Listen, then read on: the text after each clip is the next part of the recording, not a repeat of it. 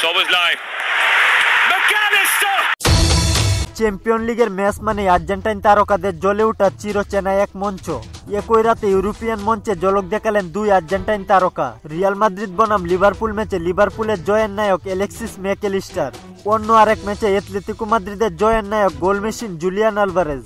অ্যানফিল্ডে champion লিগের রোমাঞ্চকর লড়াইয়ে রিয়াল মাদ্রিদকে হারিয়েছে লিভারপুল।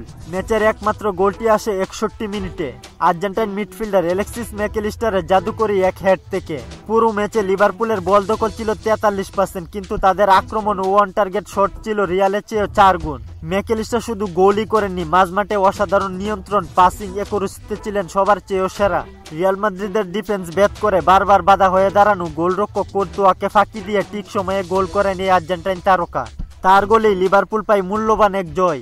অন্যদিকে ইউনিয়ন সেন্টের বিপক্ষে অ্যাটলেটিকো মাদ্রিদের জয়ের দিনে জুলিয়ান আলভারেজ ছিলেন দুর্দান্ত ফর্মে। অ্যাটলেটিকোর হয়ে ম্যাচের প্রথম গোলটি আসে তার পা থেকেই। ম্যাচের 39তম মিনিটে আরেক আর্জেন্টাইন জুলিয়ানো সিমিওনের নজর কাড়া এক অ্যাসিস্ট থেকে দুর্দান্ত ফিনিশে জালের ঠিকানা খুঁজে নেন আলভারেজ।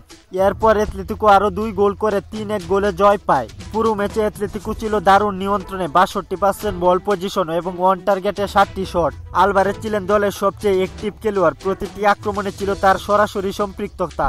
তার পারফরমেন্সেই শুরু হয় অ্যাটলেটিকো মাদ্রিদের জয়ের ভিত্তি।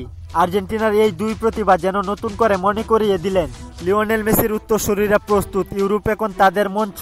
আজকের ম্যাচে আর্জেন্টাইন তারকাদের খেলা কেমন লেগেছে জানিয়ে দিন কমেন্ট করে। খেলাধুলার গুরুত্বপূর্ণ আপডেট পেতে আমাদের চ্যানেলটি সাবস্ক্রাইব করে পাশেই থাকুন।